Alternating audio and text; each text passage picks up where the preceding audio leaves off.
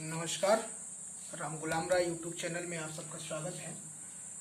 इसके previous video में मैं आपको विज्ञान में पारिस्थितिकी तंत्र के बारे में बताया था। अब आपको आज नेक्स्ट चैप्टर है खनिज।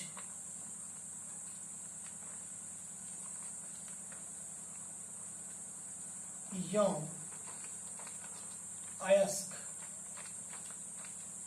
इसके बारे में जानना है। इसमें तमाम टॉपिक्स है, धातु अघात, इन सब चीजों को बारी बारी से हम पढ़ेंगे।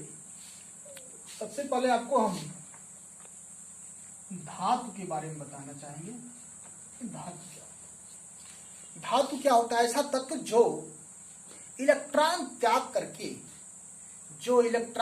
करके धनायन बनने की प्रवृत्ति रखता हो।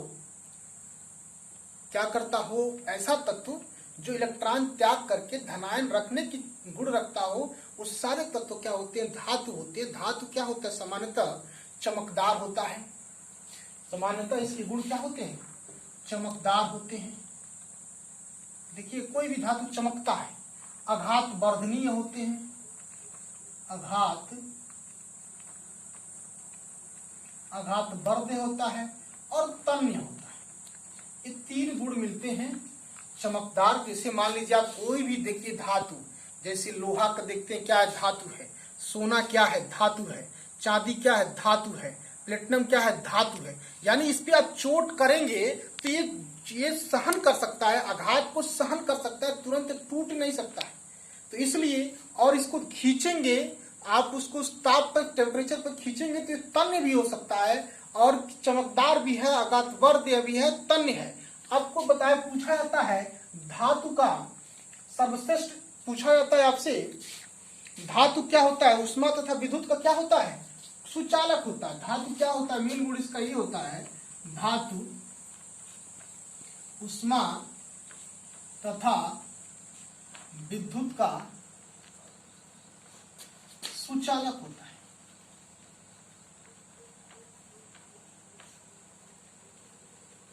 अक्सर पूछा जाता है उष्मा तथा विद्युत का सर्वश्रेष्ठ सुचालक धातु कौन सा? अक्सर पूछा जाता है उष्मा तथा विद्युत का सर्वश्रेष्ठ सुचालक तत्व कौन सा है, कौन सा धातु है? तो वो होता है चांदी। विद्युत का भी सुचालक, सर्वश्रेष्ठ सुचालक होता है। और इसके बाद सबसे कम उष्मा तथा विद्युत का सुचालक, सबसे कम, ये सबसे अधिक है, धातु में सबसे अधिक है। और कम कौन सा है? सीसा। सबसे कम उष्मीय और तथा सुचालक की मात्रा सबसे कम पाए जाने वाला धातु कौन सा है? तो सीसा है। इसमें सबसे कम पाया जाता है। अक्सर पूछा जाता सबसे धातु जो उष्मा विद्युत का सुचालक होता है, चांदी सर्वश्रेष्ठ चालक है, आपको मैंने बताया ही। उष्मा तथा विद्युत का सर्वश्रेष्ठ सुचालक है। सीसा सबसे कम उष्मा तथा विद्युत का सुचालक है। चांदी में आप चांदी को लेंगे, किसी भी वायर को चांदी बनाएंगे तो उसमें ज्यादा, इसलिए आप देखते होंगे या आप अक्सर डेली यूज करते हैं, चाय पीते हैं, जब आप उसको लोहे के गिलास में पीते हैं तो आपको हाथ जलता है। शीशे के गिलास में पीते हैं तो क्या कारण है? उस पर हाथ कम जलता है। इसका कारण यही है कि क्या है, वहां पे उष्मा का सबसे कम सुचालक होता है शीशा। ठीक है। उसके बाद कोई भी धातु में आप चाय पिएंगे तो उससे आपका ज्यादा, उससे गर्म होगा, उससे हाथ जलने की संभावनाएं ज्यादा रहती है। ठीक है। तो अभी इसमें धातु में आपको एक चीज और बता दें, सबसे भारी धातु, सबसे छोटा धातु, सबसे भारी धातु कौन सा है, सबसे छोटा धातु कौन सा है, सबसे हल्की धातु, सबसे पूछा जाता है सबसे हल्की धातु क्या होता है? तो लिथियम होता है। सबसे हल्की धातु लिथियम और सबसे भारी धातु, सबसे भारी धातु होता है ऑस्मियम। सबसे भारी धातु होता है ओसियम। सबसे भारी धातु होता है ओसियम। और कह रहा है सफेद धातु, सबसे कठोर धातु, सबसे कठोर धातु होता है प्लेटिनम। अक्सर पूछा जाता है प्रश्न, प्लेटिनम। सबसे हल्की धातु लिथियम, सबसे भारी धातु ओसियम, सबसे कठोर धातु प्लेटिनम। इन सब एक प्रश्न अक्सर धातु से पूछ लिया जाता है कि सबसे हल्की धातु का नाम बताइए, तो लिथियम हो जाएगा। सबसे भारी धातु का नाम हो जाएगा ओसियम हो जाएगा। सबसे कठोर धातु का नाम हो जाएगा प्लेटिनम हो जाएगा। इन सब चीजों को धातु के बारे में आपको बताया, हमको बताना है आपको खनिज। तो हम खनिज की तरफ आपको ले जाना चाहते हैं। मिनरल्स क्या होते हैं, खनिज क्या होता है? ये प्राकृतिक रूप से यानी मिट्टी में भूपरपट्टी पे प्राकृतिक रूप से पाए जाने वाले समस्त तत्व या यौगिक को, भूपरपट्टी पे यानी पृथ्वी के क्या होता है अंदर प्राकृतिक रूप से पाए जाने वाले जितने भी तत्व और यौगिक होते हैं वो समस्त क्या होते हैं? खनिज कहलाते हैं, minerals.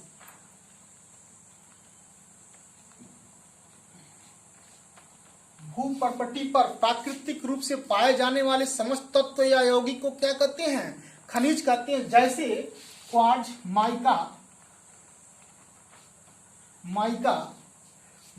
Quartz, hematite, mica, quartz, hematite, bauxite इत्यादि। और अभी आप देखते होंगे समुद्र में कौन कौन से खनिज पाए जाते हैं भैया? सोडियम क्लोराइड, सोडियम आयोडाइड, ये सब आपके कहाँ पाए जाते हैं? समुद्र में पाए जाते हैं। इसमें भी समुद्र में भी मिनरल पाए जाते हैं। तो हमारा खनिज क्या होता है? प्राकृतिक रूप से, मतलब आप पृथ्वी पर प्राकृतिक रूप से पाए जाने वाले समस्त तत्व भी हो सकता है, यौगिक भी हो सकता है, अयस्क भी हो सकता है। यानी प्राकृतिक रूप से पाए जाने वाले समस्त तत्व या यौगिक या अयस्क को ही हम क्या कहते हैं? खनिज कहते हैं। जैसे mica, quartz, hematite, bauxite, sodium chloride, sodium iodide इत्यादि। ठीक है। अब इसके बाद आपको बताना है ओर्स, अयस्क। इसके बाद बताना है ओर्स, अयस्क।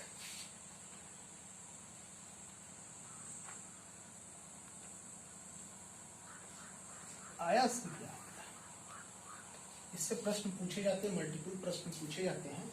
यानी कोई भी पृथ्वी पर चट्टान पाए जाते हैं, कोई भी आपका खनिज क्या होता है जिसमें धातु पाए जाते हैं। कुछ चट्टानों में क्या होता है कि धातु कम मात्रा में पाए जाते हैं। जब कम मात्रा में धातु वहां पाए जाते हैं तो उसका निष्कर्षण करते हैं, उसको निष्कर्षण करके उसको प्राप्त करते हैं। तो देखते हैं कि हमारा वो निष्कर्षण महंगा होता है और कम मात्रा में धातु प्राप्त होती है। तो ये हमारे लिए सुटेबल नहीं होता। यदि हम ऐसा कुछ काम करें और खोदे पहाड़ निकली चुईया इस स्थिति में आ जाती है तो वहां हम उसका निष्कर्षण नहीं करते हैं। लेकिन कुछ ऐसे खनिज होते हैं जहां पे धातु हमें आसानी से सरलता पूर्वक ज्यादा मात्रा में निष्कर्षित करते हैं। इस क्रिया को ही हम क्या कहते हैं? अयस्क कहते हैं। अयस्क क्या होता है इसके बारे में आपको बताएंगे। अभी हम इसके कौन कौन से अयस्क के रूप हैं, आपके 8-10 रूप हैं अयस्क के। हाँ, चीज और आपको बता दें। ठीक है। इसके बाद धातु के बाद धातु का अयस्क सबका नाम लिख देते हैं कि इसकी कौन कौन अयस्क तो बहुत हैं, लेकिन कुछ धातुओं के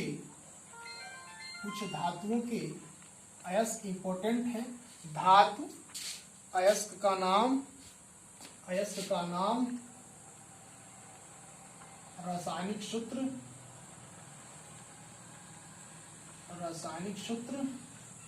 और क्या है? अयस्क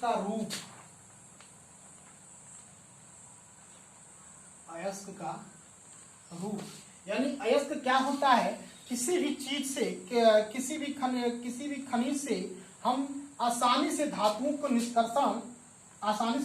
निष्कर्षण करने की क्रिया को हम क्या कहेंगे? जिससे हम काम कम करें, ज्यादा हमें धातु प्राप्त हो, इस क्रिया को हम क्या कहते हैं? अयस्क कहते हैं। कुछ तत्व हैं, कुछ और एक चीज डाल लीजिए, सभी खनिज अयस्क होते हैं लेकिन सभी अयस्क खनिज नहीं होते। खनिज से ही हम अयस्क पाते हैं लेकिन सभी अयस्क आपके खनिज नहीं होते। पूछा जाता है अक्सर प्रश्न, क्या सभी अयस्क खनिज होते हैं? तो नहीं, सभी खनिज अयस्क होते हैं। तो बिल्कुल सही। ठीक है।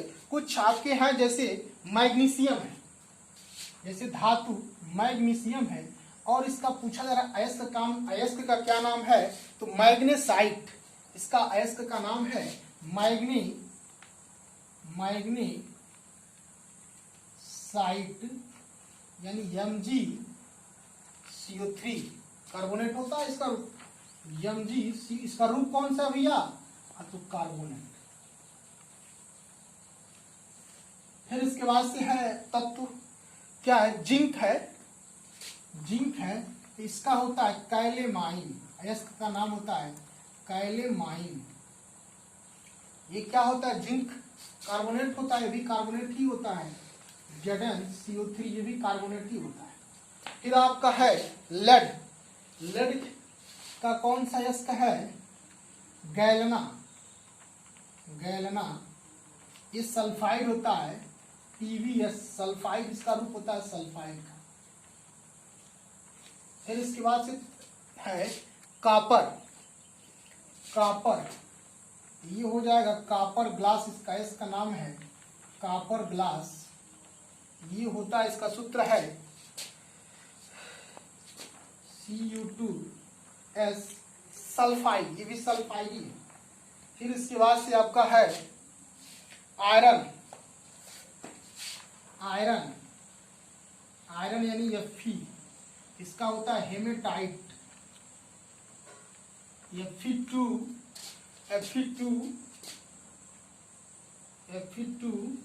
ऑक्साइड ही होता है, इसकी प्रूफ होता है ऑक्साइड। अब इसके बाद से आपका है अल्युमिनियम।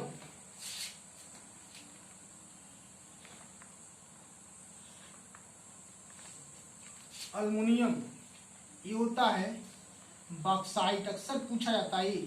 इसका सूत्र होता है Al2O3.2H2O। ये भी क्या है? ऑक्साइड ही है।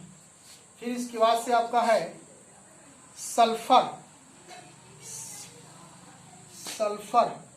सल्फर नहीं है, सिल्वर है। सिल्वर का है आपका इसका अयस्क का नाम है अर्जेंटाइट। इसका नाम है अर्जेंटाइट Ag2S। ये भी सल्फाइड है, ये आपका सल्फाइड है। फिर आपका है जिप्सम। कैल्शियम का पूछा जाए, इसका क्या होगा? अयस्क का नाम पूछा जाता है अक्सर जिप्सम। इसका सूत्र होता है CaSO4.2H2O। CaSO4.2H2O इसे कहते हैं सल्फेट। अब देखिए धातु मैग्नीशियम धातु के अयस्क का नाम होगा। पूछा था मैग्नेसाइट किसका अयस्क है? अयस्क मैग्नेसाइट किस धातु का अयस्क है? तो आप कहेंगे मैग्नीशियम। अब पूछा जाता मैग्नेसाइट का सूत्र क्या है? तो MgCO3 किस रूप में है? तो कार्बोनेट। CO3 है तो कार्बोनेट। अब पूछा है कैलेमाइन किस धातु का अयस्क है? तो किसका होगा भैया? जिंक का होगा। इसका सूत्र क्या होगा? Zinc carbonate. अब पूछा जाए गैलेना अक्सर ये प्रश्न पूछे जाते हैं, गैलेना किस धातु का अयस्क है? तो क्या होगा? लेड का है। इसका सूत्र क्या है? लेड सल्फाइड, इस सल्फाइड रूप में है। अब पूछा जाए कॉपर ग्लास किसका है? किस धातु का अयस्क है? तो कॉपर का है। ये किस रूप में है? कॉपर सल्फाइड के रूप में है। पूछा जाए हेमेटाइट किस धातु का अयस्क है? तो ये किसका है? लोहा का है, आयरन का है। Fe2O3 ऑक्साइड के रूप में है। अक्सर पूछा जाता है बॉक्साइट किस धातु का अयस्क है? तो अल्युमिनियम का है। इसका सूत्र होता है Al2O3.2H2O। ये भी ऑक्साइड के ही रूप में है। आप लास्ट में ऑक्सीजन है। अर्जेंटाइन ये किसका है? तो सिल्वर का है। इसका सूत्र क्या होगा? Ag2S, ये सल्फाइड के रूप में है। पूछा जाता है जिप्सम इस किसका है? तो कैल्शियम का है। इसका सूत्र क्या है? CaSO4.2H2O, इस सल्फेट के रूप में है। तो ये है आपका अयस्क। ये प्रश्न इसमें से कोई ना कोई आपसे पूछा जाएगा कि कोई भी अयस्क दे दिया जाएगा, चाहे कोई भी धातु दे दी जाएगी, इसकी अयस्क पूछ लिया जाएगा, कुछ अयस्क दे दिया जाएगा, उसकी धातु पूछ ली जाएगी। तो इस अन्य भी चीजें आपकी पुस्तक में दी गई हैं, तो आप उसको एक बार जरूर पढ़िएगा। और उसको कुछ जो चीज़ इसमें नहीं बताया गया है, कुछ बहुत तत्वों के अयस्क और धातु हैं, तो उनको एक बार अध्ययन करें, क्योंकि ये प्रश्न अक्सर पूछे जाते हैं। अब आगे इसके बाद से आपको नेक्स्ट वीडियो में आगे बताएंगे। तब तक के लिए बहुत बहुत धन्यवाद।